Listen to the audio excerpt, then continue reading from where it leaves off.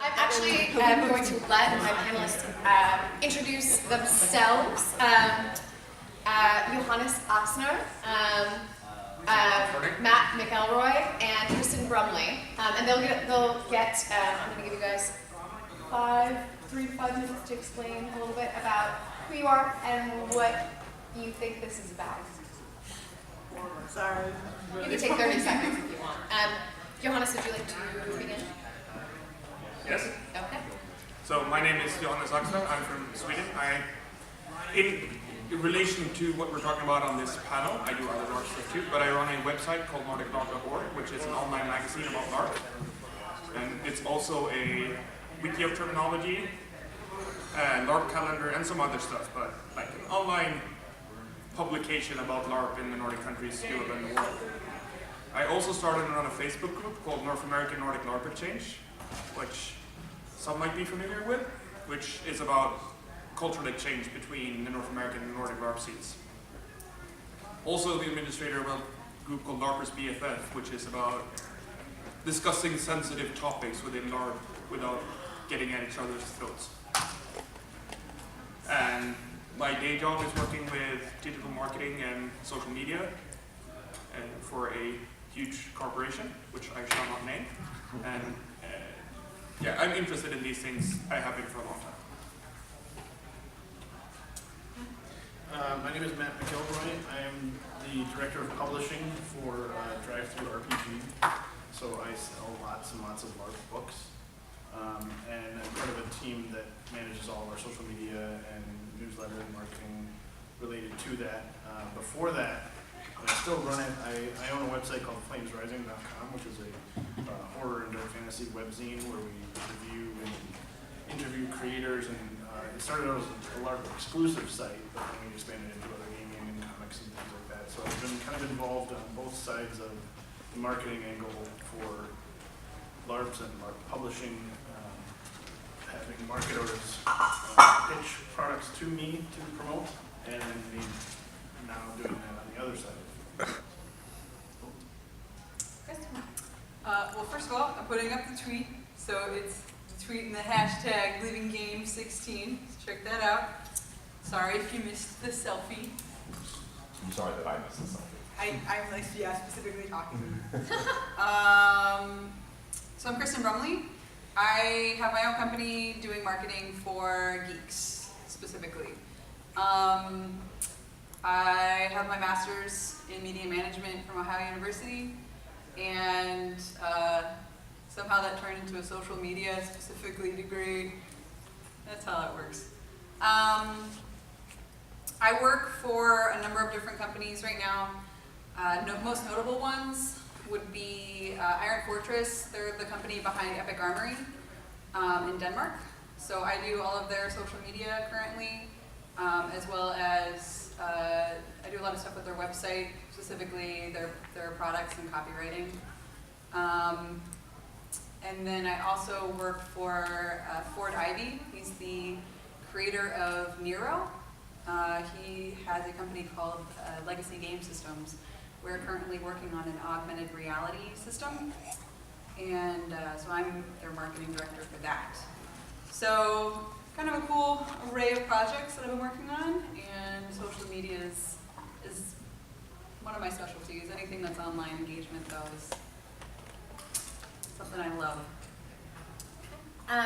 So the way that I'd like to run this is, I have a couple of questions that I'd like to ask, and then if there's anything that our panelists feel like hasn't been addressed and really should be, I'm going to let them do that. And then obviously the bulk of this should be questions, because I assume you guys are here because you have burning questions from this panel of experts to help you in your specific quests for online engagement. My first question is, what is the top 3 things a LARP should do, either social media or documentation or advertising? What are the top 3 things that every LARP should be thinking about or actively doing to facilitate this engagement?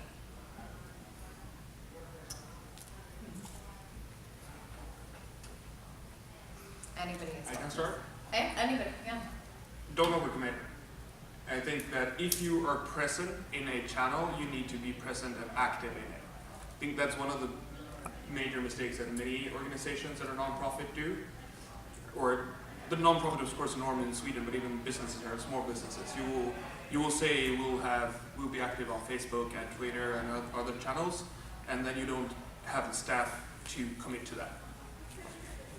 So that is I think a top thing. Then also be clear about how you engage in what channels. Be clear if you want to have one specific channel, that's much better usually, to say like, we'll have all our online discussion on this forum or on Facebook or whatever. So you're clear what kind of engagement you will give where you commit. So your participants and interested parties can know what to expect and not be disappointed. I think that sort of expectation management and communication are the key parts of all Larp organization, and so managing what people can expect. And the third thing I'd say is summarize. If there is discussion happening in several places or places that are not accessible to all players, because another truth is never trust your participants, which is of course said in an ironic way, but still, you can't trust them to read everything, you can't trust them to engage in all channels. So when there is discussion that is shaping your event, summarize it and send it directly to them. If you have a one-shot event or a campaign, it doesn't really matter, but if you have different information going in different channels, make sure it reaches your actual participants so they don't show up prepared for one thing and then there's a consensus between like a majority of players that it will be something else. So those are, say, top 3 online engagement things for Larp to think about. Biggest thing with any marketing is understanding your audience. And if you're picking like the top 3 things, I actually think it's divided into the different audiences that you have. So the first thing that you're doing is something that's gearing toward your current community. And it's picking the thing that you're doing to communicate and speak to that community.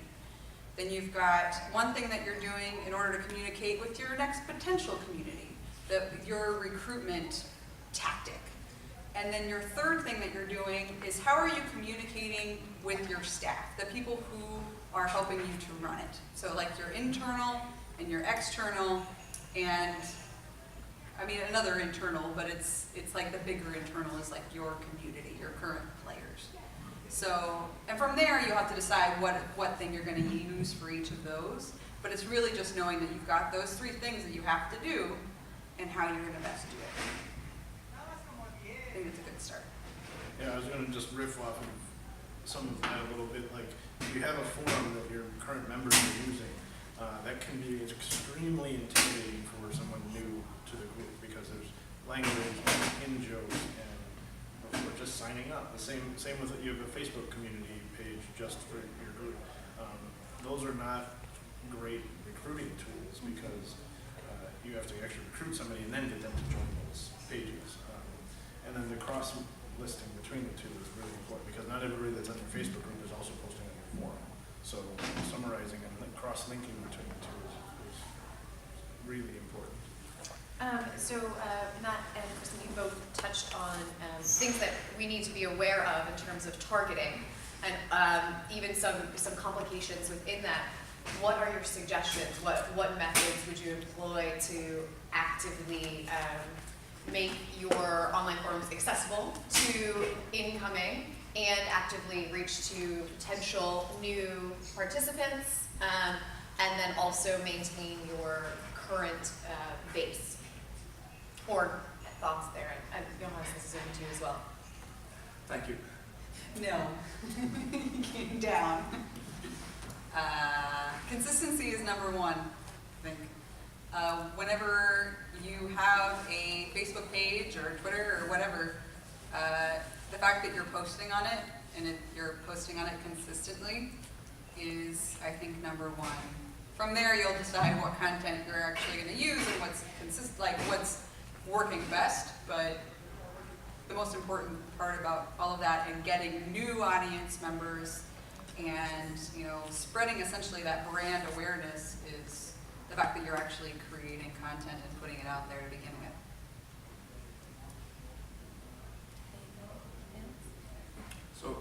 so I reply to the right question, will repeat the exact question.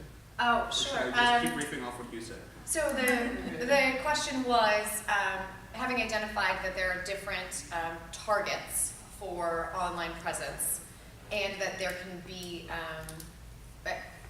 how do you negotiate reaching those different targets, and making sure that you are welcoming to new participants and still maintaining the sort of community that you need to have with your existing participants, I guess. So I agree with you. I also think it's good to know your medium. Like engagement and communication looks different on Twitter and Facebook and Instagram. They are different mediums used in different ways, both to engage different audiences, but also in different ways. And no matter which medium, look at it as interaction, do not look at it as a billboard or a pamphlet. The internet is in its nature interactive, and specifically these mediums. So like the simple way to view this, which is like the beginner social media way, is always think of your post as a question. Even though you don't formulate it necessarily as a question, but think of it as a question, ask things. Present your communication in a way that fosters engagement. Getting replies. Yeah, so because if you just post a picture, no one has any reason to interact with it. But if you post a picture that is like, yeah, this is the new stuff for our next game, what do you want to see more of? Or show us your cool helmet, and things like that. Because then you drive engagement, which also drives traffic, which makes it visible to others. So think of all your online engagement as questions. One of the things I really like is the ability to pin or lock the post at the top. Facebook groups can do this. Forums can definitely do this. Twitter now? Yep. For a while. Pin and post. Yeah.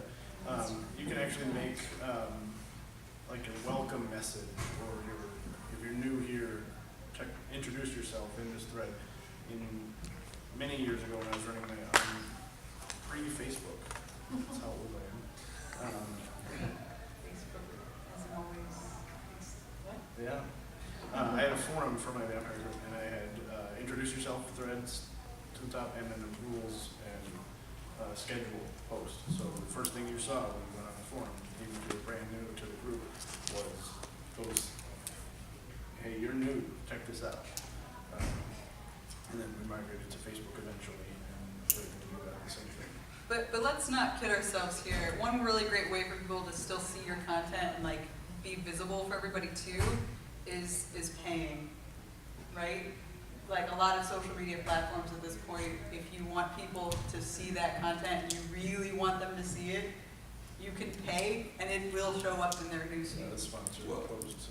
And Okay. It's problematic. Facebook, buying exposure on Facebook can have extremely negative effects. And I've seen it backfire because you have to be very specific with target audience, or click farms will buy the clicks, and you will get a lot of new likes from click farms in Pakistan instead of your target audience.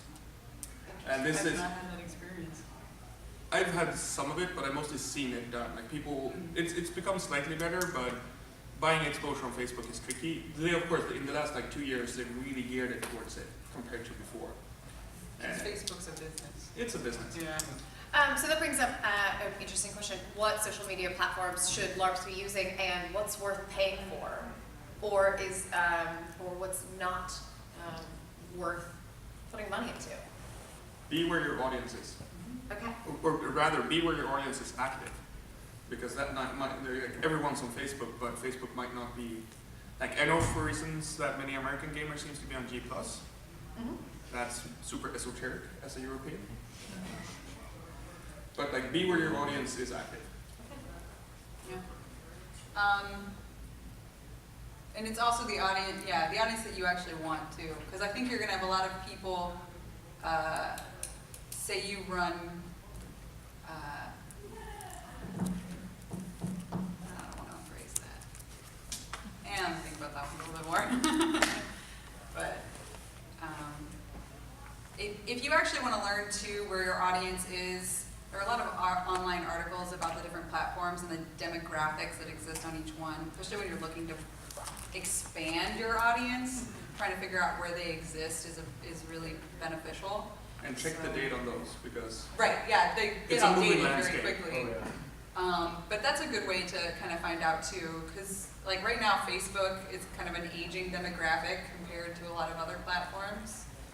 And then you've got like new ones that have a lot of the youngins. You got like Snapchat, but even but Snapchat's Snapchat like, is getting old. yeah, it's old. So now the kids are moving on to something new. But you also have to look at, now of course this is a very American perspective, but you have stuff like Line and in Japan and Weibo in China and VK in Russia, that it's easy to assume that there's a hegemony of Facebook just because it's popular in the US and Europe, but like in Russia Facebook is dead, it's VK. So if you want a Russian audience. but there might be cases for that, and it's an example of also knowing your target audience. Yep. And I'd also like to add that while new audience is important, engagement is too. So, for instance, how Facebook works is that your content will be more visible in people's timelines if more people engage with it. So, if you try to steer into new country right away, you're not going to get exposure. And it's the same on Twitter and everywhere, Instagram. They're all moving over to algorithmically created timelines where engagement is premier. So you also have to engage with your current audience to make sure that they are boosting your content so it reaches new audience. So things are hard, I think is the summary. Yeah. Do you think there is a bare minimum of presence that should be maintained? Is that a floating target? And is there specific content either in terms of like your documentation or just engagement tools that people should be specifically looking to use? Well, you mentioned earlier, if you're not going to use a certain channel, don't have a page that just sits stagnant. Like Drive Through RPG does not have an Instagram account because I don't understand it, and That's a great reason. yeah. So I'm not going to create a page that's just going to sit stagnant and make it look like we're not doing it. But we're on Facebook, we're on Twitter, we're on a few other channels, and we're active on those channels. And I think not being there is much better than being there and not posting anything for 6 months. Like I've seen a lot of our groups have Twitter accounts and whatnot that they haven't updated since 2013. And I'm like, is this game even going? But then you find their Facebook page and they're like actively posting. And I'm like, okay, that's weird. So, go ahead. I'm sorry. Actually, I usually make it a point to make sure I have an account in all of the different platforms for whatever it is. I have heard that argument a lot. That way you're parked, so they just You take it. basically are parking it, Right. like that's it, so that you know that eventually if you ever do want to do Twitter, somebody didn't steal your tag. Yeah, and I have done that on quite a few things like, we don't just have Drive Through RPG, we have Drive Through Cars and Comics and DM, we launched Dungeon Master Guild recently. So I actually went in and made Facebook pages for them, and I just keep them inactive and locked so people can't take those names. But yeah, that's an excellent point, is you don't want somebody, especially in the Larp group, sometimes there's personality conflicts or people that think that they're more important to the group than they are, and they're like, I created a Facebook page. Well, Yeah. now they Or control wikis that. or You want to control your brand. Right, exactly. So- That's kind of a much shorter way of saying what I was trying to get to. You're welcome. And to slice the question in a different way, in a more practical sense, is stop. Okay. But more what to actually do, I think, is to be sincere. Okay. I think that's important in all, because usually when there's controversy, either you're fucked up or someone else is fucked up. And then it's better to be humble and sincere about it. Don't go into a fight. Okay. Like, be clear, do not engage in trolls, and just be consistent. Because then it will, the troll stuff will blow over fast, and people will respect if you try to hide, if you try to explain things away, if you try to in any way not engage sincerely, it will be worse. And ideally, you are cultivating a community that's going to defend you for you. That makes sense, right? Yeah. To be on your side. Yeah, you know, having the greatest argument that will ever be on your, like if you have somebody who posts a bad comment about your LARP, like on your Facebook page, like some sort of review essentially that's like, this is the worst LARP I ever went to, it really sucked. And then the greatest defense you have for anything like that is when one of your own players would basically go on and be like, what are you talking about? Like, this is a great LARP, and it's my favorite. But it's also your responsibility as the organizer to know where the limit is on that. Like if they start fighting, Oh, between them. right? Yeah, It's police time your for you to community. step in and Okay. shut that down. Sure, Because yeah. I've seen way too many. There's one of the vampire wars just lets that continue. You get 50 posts of people calling each other names.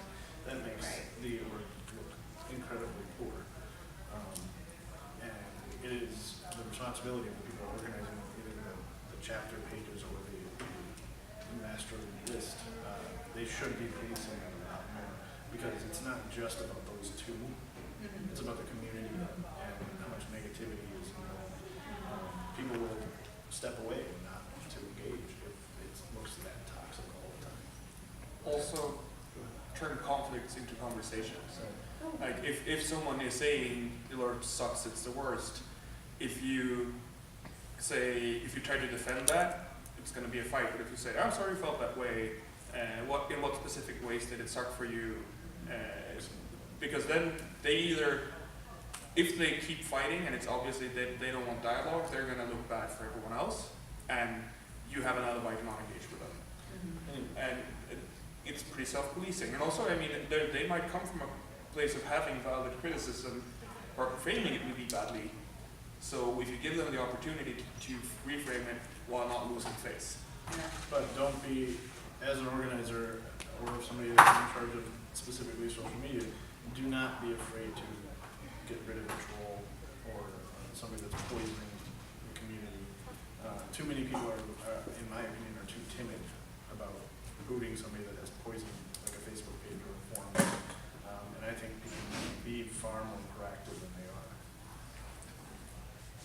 So I have a question that is a burning one for me, and then I'm going to open it up so you guys can discuss things that you probably have strong feelings about, that you feel like everybody should know. But I want to know how you run a successful crowd-funded campaign, since that is a current trend for a lot of LARPs. What are the keys to making sure that it is successful and achieves its goals? So I have never run crowdfunding, but I pay a lot of money to run a website, so I'm looking into doing it. So I've been researching it a lot. Okay. And I think the lesson learned, at least from European LARP projects, is do not have physical rewards. And by physical rewards, I mean stuff like videos and thank you notes too. Like anything that costs you time will cost you more time than you think. So limit stuff and figure out, like, find the people who wants to support you. And if you can't do that, don't try to trick them into doing it or bribing them, because that won't be successful. You want to find the people who are enthusiastic about the thing you want to make, if that's a LARP, if that's a book, and not try to like sell them fun trinkets, but like you say, you can give us money just for giving us money because you believe in this, or you can get access to the product, the book or the LARP. But I see a lot of projects where people do all these elaborate schemes for rewards, and it ends up taking them, like you can ask Klaus about the crowdfunding for College of Wizardry they made, and they had a tier that was, we'll make you a thank you video, and they did not limit the amount of that. And they spent like a year making thank you videos because they overcommitted. Right. So I think like figure out what it is you want to actually fund, figure out who is willing to pay for that, and be realistic in your rewards. So that's what I'm looking at doing. I might fail horribly, so. And then you can come back and give us. I'm not going to give people anything either. I'm just going to say, give me money, I'll run this website anyway, but if I get enough money, I don't have to pay for it. So let's see how that works out. Playing on the heartstrings. So I've run a few Kickstarters, Indiegogo's, different things. And the biggest thing, like what you're talking about, the the rewards, deciding those was probably one of the hardest parts of designing the whole campaign because of the budgeting.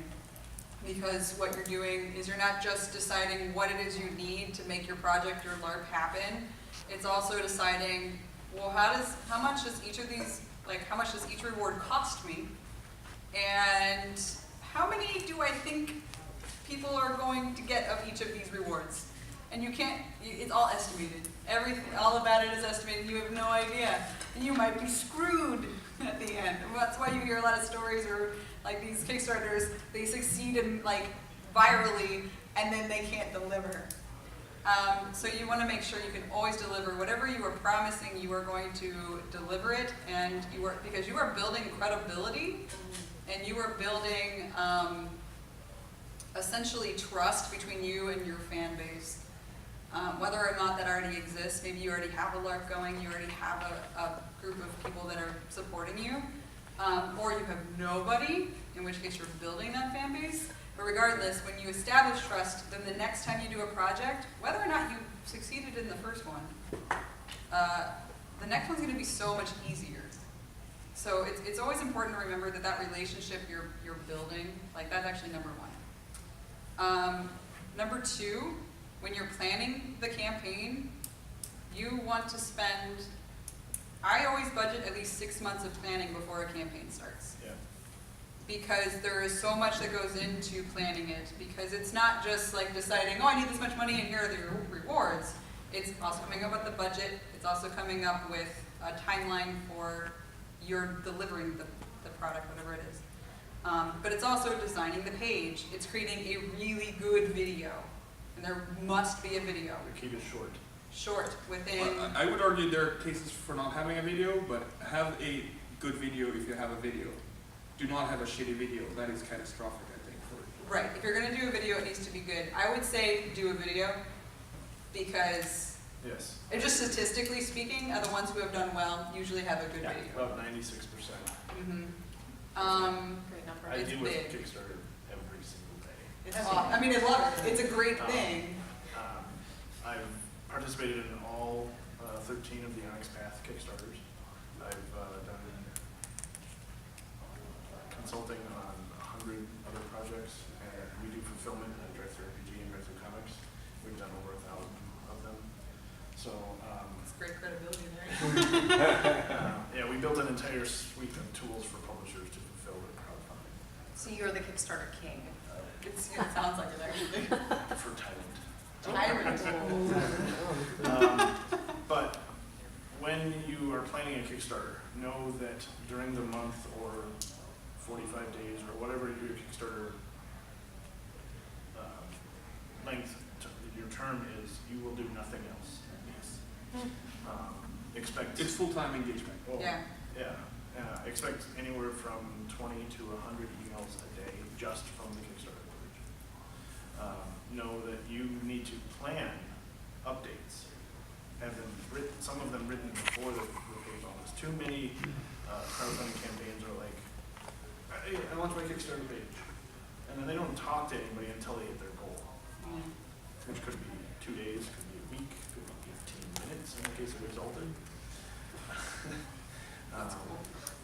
Yeah, it was up until 7C a couple months ago, it was the highest funded RPG Kickstarter. It was 680,000. 7C by John Wick, of course, is over 1 million. So it's going to take a while for somebody else to be the new number one. Right. That's a high bar. Yeah. So you need to plan, even if your budget is for your LARP or your book or whatever is really small and you're not trying to break any records, you need to plan to engage that community. It's another way, just like your social media channels, this is an active audience, and there are people who just shop on Kickstarter. That's their new Amazon. Right. They don't even know what this thing is, but it looks cool. And they want to hear from you. They're going to ask questions. That comment page is going to fill up fast, and you have to respond. Too many, especially too many community. I've seen several LARP groups. I've seen theater troops. They just throw their Kickstarter up and hope for the best. And people are asking questions like, when is your show going to be? Or how do I join your Larp? Or what is your Facebook page? Crickets.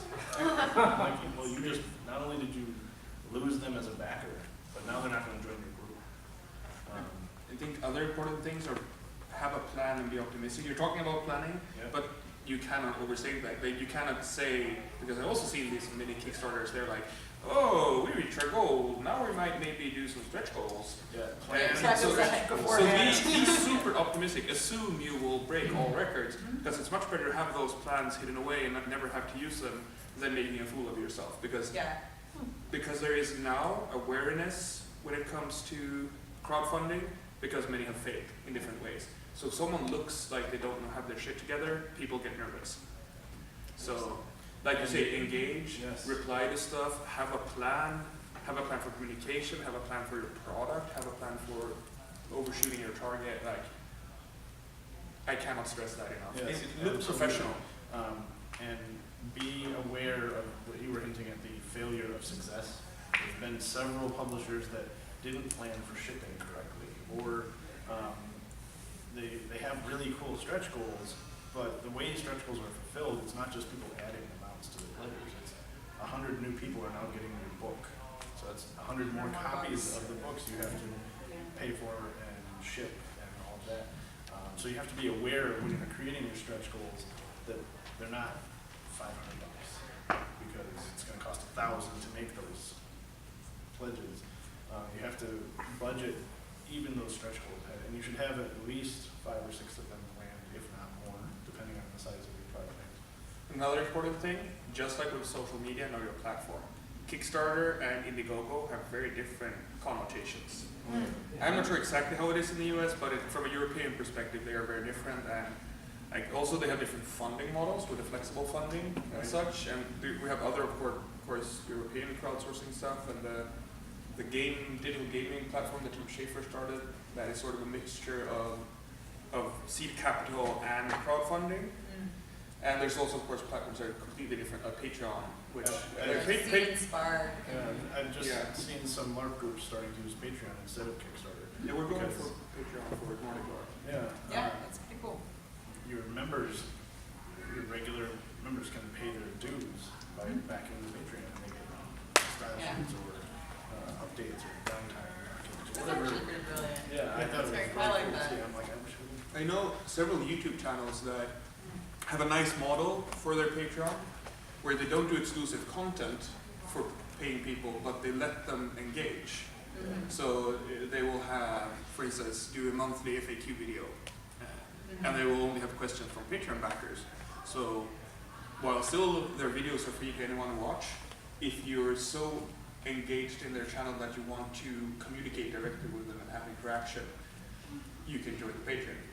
Yeah, And that's pretty cool. because personally, I have very strong feelings about pay to win, and I don't like it. Right. So like, I do not ever want to be in a situation where I am like making sure that the people who can pay more get more. When you're in a business, it's different. Then you're selling product, and you're selling different products. But when you're creating like non-profit content or enthusiast content, you can come in a weird hierarchical place where you sort of say that you guys are the better fans just because you can afford to give $10 a month. And that's going to piss off the fans who are fans but can't pay $10 a month. Did you have a question Yeah, for clarity's sake? So for all the different types of funding out there, I know there's different quirks with each one. Right. Do you still see Kickstarter? Like, which one is the best? Do you still see Kickstarter as the one? By pure numbers, Kickstarter dominates all other platforms combined. Yeah. Okay. That's. But know your audience, know where they are, and their indie music is still indie logo.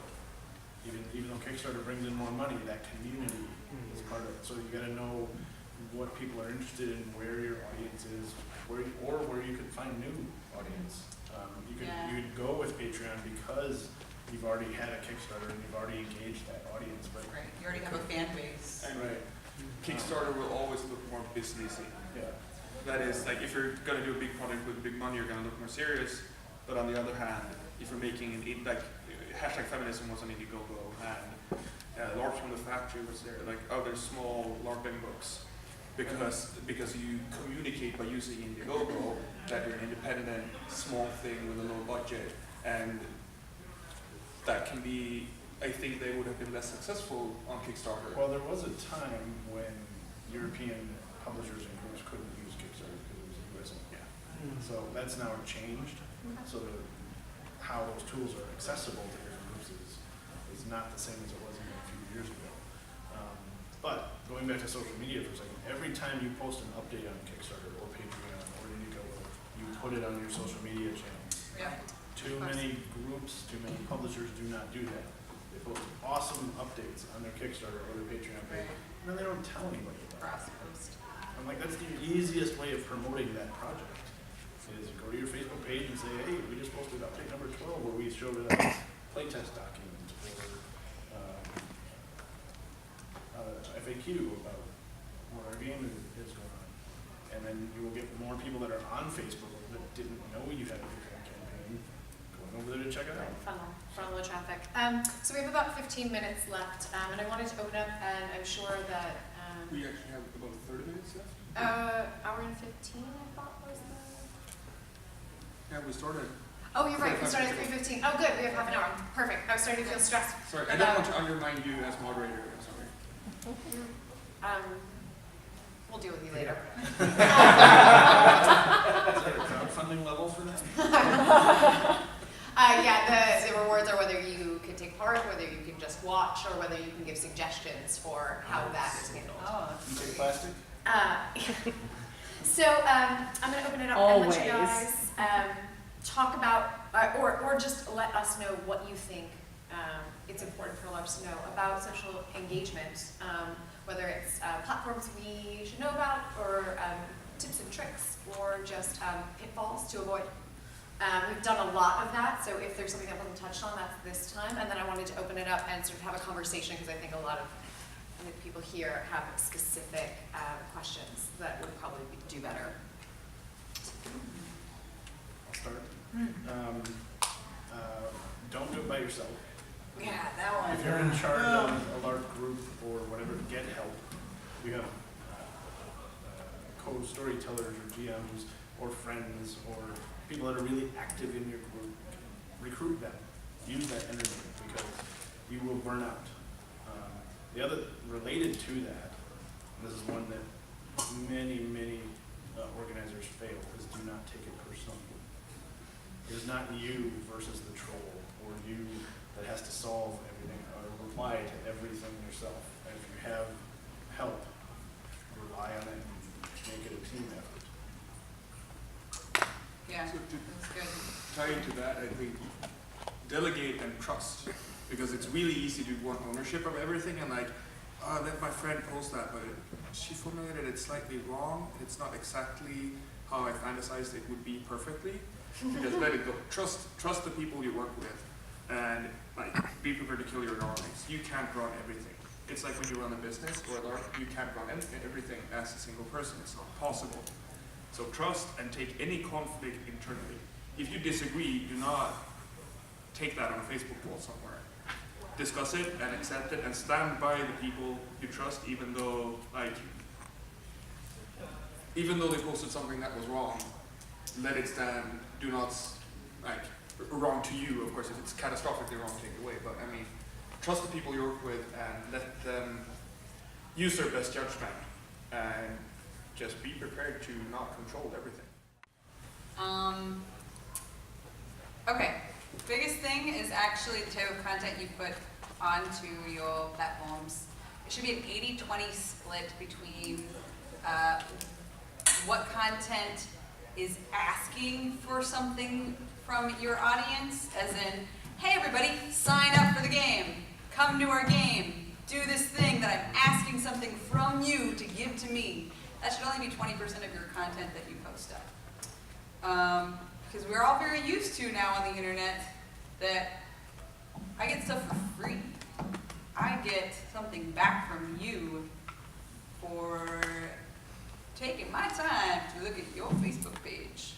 So 80% of that content should be things that are giving back to your community, that they want to engage in. So here's a cool tutorial on how to make your own armor. here is some content about some of our cool players and how they are awesome. And here's a picture of one of them and their cool costume. That's the sort of content that you want to have the most of on any of your platforms. And if you can keep that ratio, that's going to create the most engagement and not seem like you're just asking for stuff all the time. And cat pictures. Cat pictures are awesome. Humor is awesome. If you can find humor, use it. And don't whine.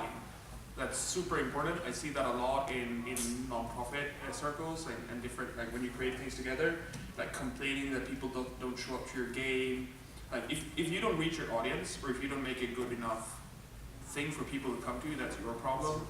Like the audience, it's like when people do theater and say the audience is failing us by not supporting us. Like, yeah, but if your theater is a charity case, then maybe rethink what you're doing. And so, like, don't go on your social media complaining on your users, because no one will react to that and go, oh, you're right, I'm an asshole, I will engage more. Right, no. Like what you said about posting a picture of somebody in costume Yeah. is a great way of encouraging people to do more. Like Yeah, your get complaint, rewarded. your complaint could actually be not enough people are dressing up. Yeah. So But you Then you show you people. don't say that. You say, look at this awesome look at costume. this example of this great player who Exactly. took the initiative But that to is do like this thing. identifying a need and finding a good way of reaching it, Yeah. instead of having a knee-jerk reaction of being emotional and saying you're not servicing me in the way that I would find most comfortable. Right. Making it positive. The more positivity you can use, the better. So I'm going to open it up to questions. Yes. I was just thinking this, we have a participant who has mocked an app for us. However, I don't know if that would be functional or useful, just like an app instead of having our website. If it's not really, really good, is it worth having it? Because No. I just am interested. Is my short answer to that. Yeah. It's only if it's supplying a solution to a problem that you have. So, That is not able to be solved by already existing framework you have in place. right. And part of it is like what we had talked about. Where is your audience? Are you going to force everyone else to use this thing? And are they? If they are, if they're all going to go nuts and like this is the coolest app ever, even if it's not really that cool, then rock out with it. But if not, And I also have a question for you. Is your website built so that it looks good on phones? Yes. Yeah, it is. Yeah, that's Okay. a recent update. So it's we did. responsive? Yes, Yeah. it is. Okay. Because that, I was going to say, is actually more important than any app could ever be. Yeah. So, It also touches on two other things. One is enthusiasts in your organization will want to make shit for making it. So they will be like, I can code this impressive software, or I could build this thing. And you have to be able to say, well, like this other thing does exactly that, and it's already there. It's not as fun as building it from the ground up, but don't go there. maybe you can direct them in a different direction if you know, you decide that's not something you need. If they have the skill, maybe there's something else you do need that they could do. and channel that energy. And when it comes to responsive pages, like Google PageRank, if you want to be Googleable, the best practices to do is not to, like, SEO is bullshit. What you need to do, what all refinements in Google and other search engines is based on content. So they will try to subvert like bad practices. So make sure your website is responsive, make sure it has nice color contrast that is readable, etc., etc. If your page is good for humans, it's good for search. So like, make your websites good for humans, and many people are bad at that. And don't be afraid to use like packaged solutions. They might not be 100% of what you need, but it's better to have 80% of what you need than 0% of what you need. Do you have examples of those? Theme Forest. Theme Forest. For like all web projects I do, I go and buy a $50 theme of Theme Forest, which is responsive, which has all the tools, etc., and do a WordPress install. Yeah, exactly. Like WordPress is the best content management system, bar none. It's just fucking awesome and it's user friendly. And you can set up a site on WordPress.com, pay for a domain and attach it, Okay, buy a great. theme, Yeah. you're done. And there's tons of plugins that can do different things. And that WordPress development community is doing a lot of work for you. NordicLarp.org uses 0 custom code. like we put our logo in a theme. That's it. And we're using an event calendar, which we gladly pay for. Like there are someone else has solved your problem. Yeah, And there's always someone else has solved your problem, and there's a principle we apply often in my work at least, which is 80-20. Like, do you need 100%? Or like, how important is that last 20%? Start with the 80% solution, and then see if you need the last 20. Like, good enough is better than nothing. And people will often think that this is not good enough, we need perfect, and we're striving for perfect to fail. So be iterative, like, get something up there, get a free Wix website or a free WordPress website. And then if you think, oh, we need our own domain, then buy your own domain and add it and redirect people. You think you need a cooler theme instead of one of the free ones, buy one later. Like, get something up, let someone else do the job for you. Sorry, I'm not sure who. Okay, so what times are the best posting times? 'Cause So I work for a company that is in Denmark, and they have business all over the world. So I literally can't go wrong when I post something, for instance, with that audience, because somewhere someone is probably going to be on Facebook. I have the drive-thru RPG is a global market, so I have a similar audience, but a large portion of our audience is in the U.S., so we do lean towards that. And the absolute best times to post content for us, and we're selling stuff, and that's drive-thru's purpose is to sell games, is between 10 and 3 when people are pretending to work. Yeah, it is actually. Before and after That's lunch Yes. are the best. Yeah. Because they're at work and they're on Facebook. Or on the toilet, taking a break or whatever, Right. and they're on their phone. And their boss thinks they're busy, Yep. but they're actually on the drive-thru RPG Facebook page, just for one example. But ages change this too, Yes. so depending on the audience Absolutely. age. Also, if you're running Larp, know that if you're posting at 10 in the morning, a large portion of your players are going to be at work or at school or whatever, and maybe they're available because they're pretending to work, they're pretending to pay attention to class, or not. Maybe they're unavailable. So you have to figure out when your audience is engaging with your social media channels. If all of your likes are coming in after 5 o'clock, then you know you should be posting content between 4 and 6. So following up on that, I'm gonna get a bit geeky, but metrics. Metrics Yes. are fucking awesome. Yes. So now, some things are very hard to do as a non-profit, like doing follow-up and setting conversion goals and such, because you just don't know. But what you can do is always follow the metrics. If you have a website and you do not have Google Analytics or a comparable metric system, you might as well not have a website.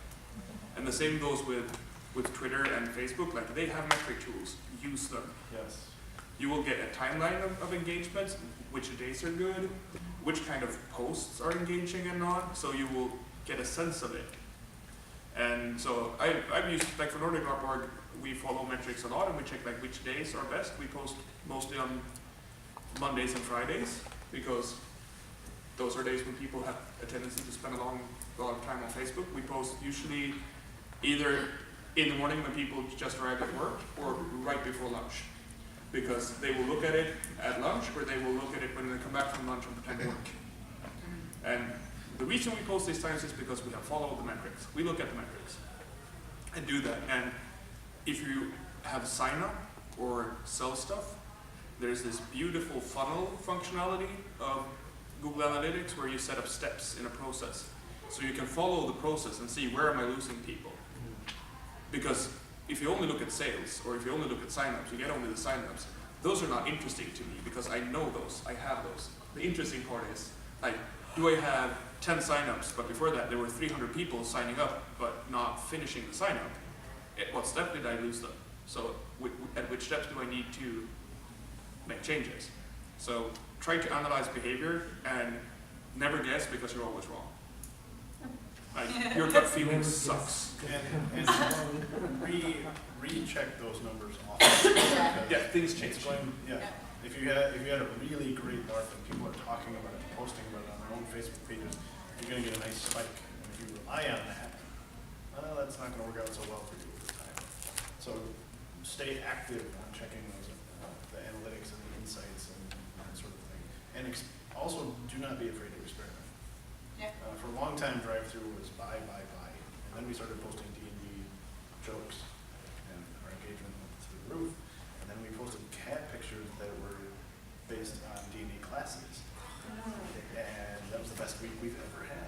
Yeah. We've never been able to get back to that level. The cat one with the quest.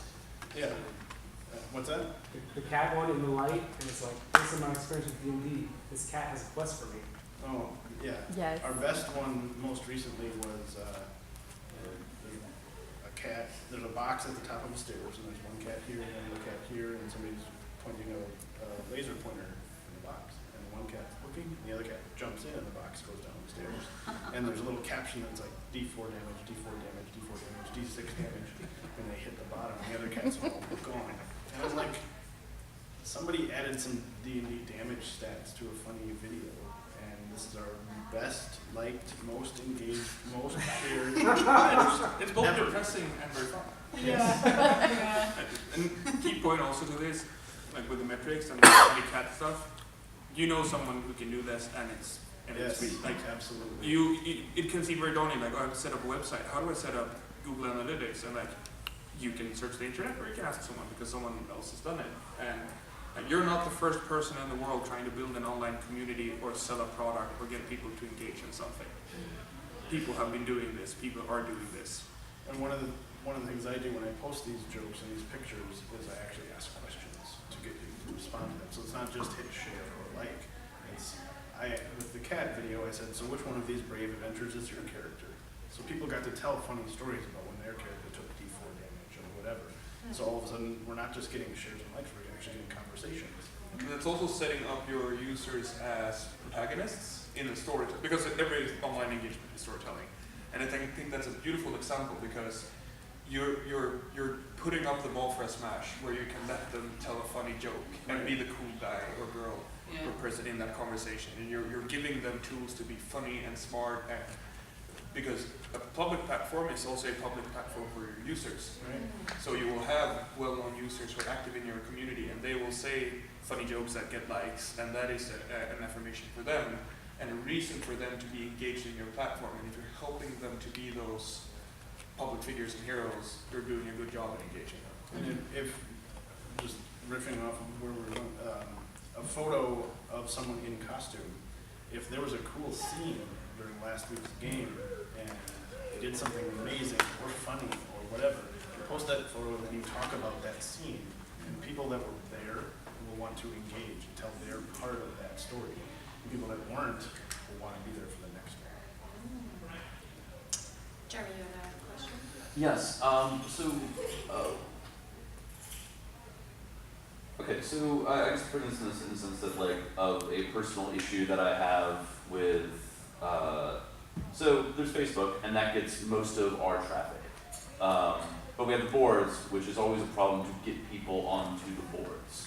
And is there kind of like, are there developing solutions that are kind of like I keep wanting there to be like something that is like an integrated Facebook forums, or Why do you want people to come to the boards? because there's information on there that is not easily accessible in the format that Facebook provides. Like, in order to keep, like, have conversations that have existed for long periods of time, Facebook doesn't have the ability to really, like, you know, basically you can scroll down forever, but you're just going to embed a lot of pictures and a lot of stuff that are not accessible. So the forum's there so that you can access certain pieces of information that Facebook is not adept at doing. My board reply to that is kill your forums. Okay. I've killed several forums I love very much.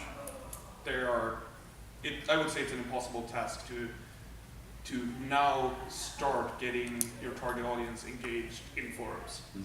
It's possible, I've seen it done, but I mean, you don't have the money and time to do that probably. So it's like, figure out what the problem is and find the best solution instead of looking at a specific solution. Okay. I'm going to argue against that for a second. Hidden Parlor, which is one of the newer vampire orders, has their own forum, and that's where a large portion of their audience posts like, I just created a new brouhaha and I need connections. other characters that either I'm descended from or I'm antagonistic with. And Ashley is one of the administrators. She will actually grab that link and post it on their Facebook page. And she will specifically say, I'm cross-posting this because this is a cool post on our forums. And more people will, in theory, go check it out. And it's worked out really well for them. So, It's like Reddit. Well, just to kind of, like, I guess part of me is always sort of looking for a forum that does not look like a forum that existed in the late 90s. so if we make that, Okay. we'll all use it. Okay. I'm sorry, I don't know your name. Sarah. Sarah. My question is about how to moderate Facebook groups. How do you come up with a moderation policy that your community members will accept? How do you deal with people that are arguing with you on there, arguing both with the mods and with other players? Just how do you moderate it? Makes me think of Larp Haven. I have some relevant experience moderating big Facebook groups. Now, in regards to LARPing, I've only moderated groups with like a couple hundred people, but I've moderated groups with thousands of members, and it's boring, but like, be consistent, have rules, and don't try to be democratic about them. Like, you have to have a staff that can, it's most important that the staff are on one page with the rules than having every member feel they are part of creating the rules. And make rules that are easy to follow and work.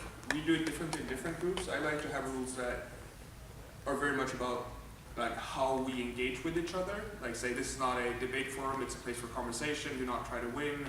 Listen to each other. In Larpers BFF, we have a timeout thing where we just say, if a discussion gets too heated, because they do on Facebook, people have time and they will post a lot. And we just say, I will let you post one post an hour, I will delete everything else without explanation. And people get pissed off for 5 minutes before they realize it, and then they just slow down. That actually works. Yes. So, And we just ban people if they don't follow. riffing off of that, find other Facebook groups, like I'm on the Vampire the Masquerade Facebook group, and they have a very detailed list of rules of what is allowed and what isn't, and steal the stuff you like. Yep. You do not have to reinvent rules for a Facebook group. Other people have done it and had the wars and the blood. And look at groups that don't work. Like Yeah. I will argue that Larp Haven doesn't work that well. I think they have strange rules for reasons. But look at that and try to look at why they're not working well and how they're not working well to not make the same mistakes. And back to my other point, do not try and do all of it yourself. Get some other people that you trust that are willing to put in some time, because you will get burned out. Well, and to be a Don't moderator, you're basically reading everything that gets posted, basically. I don't do that. But, I mean, depends on the group. It does, but I mean, be prepared to have the time to do that, basically. So, don't do it by yourself. You could have like other people to help you. And So, don't be too nice to your friends, because that's also something that becomes a problem when you're lenient. Like, I know that he means well when he writes this, but he's still writing in a way that pisses people off. Like, be consistent, because it doesn't matter how much you know that it's not offensively meant. It's gonna get worse for you when you're inconsistent and people call you out. Yeah, and that can reflect badly on the group as a whole, if this one person is getting away with stuff that's against the rules, or is just purely antagonistic, but within the rules. It's like all community building, it's about building trust. So we have about 8 been minutes sent left. to, her name is Ellie, been sent to Ellie for review. She will get back to you when she is available. Please take this as don't take this as being offensive to you, but it does not follow her community policies, and she needs to have time to review this. That actually brings up a good point. When you're making the rules for your Facebook group or your forum or whatever, don't just make the rules. Actually create a couple of boilerplate responses, so you do not have to formulate, why am I banning this person? You violated rule number 2, don't be an asshole. And here's the message I'm sending out. So you don't have to get emotional or take time out. You've already got, this person has broken this rule, they're gone. Banning people from Facebook and forums is one of my favorite activities. Agreed. Do not be afraid to do it. also write positive rules. Yes. Like in the code of conduct here, you don't have a list of don'ts, you also have a list of like encouraged behavior. I They're think really that looking helps. for posts that encourage character moments rather than telling people what they did wrong. And yeah, but you will also have to have some hard lines, like we don't allow this or this. You had a question? I'm sorry, I don't. Yeah, just, so I'm Jason. So have you guys had good experiences with Facebook ads, like paid advertising on Facebook? No. Or not? No. I have, You have? yeah, actually. What do you feel like it's good for? Where has it been good? So I have a policy that we have about like a budget every month for developing new likes, a set budget, and we will adjust the demographics to be very specific to being what we're trying to cultivate. So right now we're trying, like the Epic Armory page, we're trying to not have as many US likes. We want more European ones, for instance, so we will we go after like a lot more of those countries. And then I also have a budget set aside for post boosts, but I only boost the posts that are specifically about the company. So they're not the content that is like I'm reposting somebody's blog. I only boost it if it's something like pictures of our new product or photos, like a selfie of somebody in the office. And I only put it, I don't put it, those aren't my community, those aren't my, I'm trying to get a new audience posts. That's I want to make sure my current community that likes the page is seeing my content. And what I think is the most important content. So, I only put like $5. Like you can put a huge amount of money toward it, but I just kind of want to give it a boost, and then they take care of it for me. So $5, and it's like, oh cool, another 1,000 people saw it, and they all liked it and commented on it, so now like 5,000 people have seen it. So like, it builds on itself. Right. But it's also experimenting with it. But to me, the biggest thing was establishing that there is a budget and establishing exactly what I use it for and having goals with it so you can measure to see that it's working or not working. Not just throwing it out there and like, well, I'm putting money toward it, so it's fine. It's more like, I'm picking this specifically because I want more people to buy this product and I want them to know that we have it. And they're tracking to see if And it actually tracking it. did something. Exactly, and then when we have resellers who are now purchasing more of that product to resell it to their LARPers, it's like, ding ding, we did it. But yeah, so you have to have quantifiable goals. Right. Okay. You had a question? Yeah, I think this is relevant. To blog, not to blog. How often to blog? Okay, so I speak from personal experience. I used to work for a law school, and I worked with all the different professors, and everybody wants a blog, everybody. And one professor out of all 50 of them could actually write a blog consistently and coherently. And that was always a huge frustration. And so now, I've kind of taken this to heart. I'm not jaded. I don't think you should do a blog unless you're actually going to be consistent about it. So you better be posting when you say you're going to be posting. And it's a lot of work. It is more work to put together a blog than it is to put up a Twitter post or to I honestly think a blog's harder than maintaining an entire Facebook page. Yes. So it is, out of all the social media things, a blog is probably one of the hardest. Besides vlogging, vlogging is harder than that. But Have a purpose. Don't have a blog for the sake of having a blog.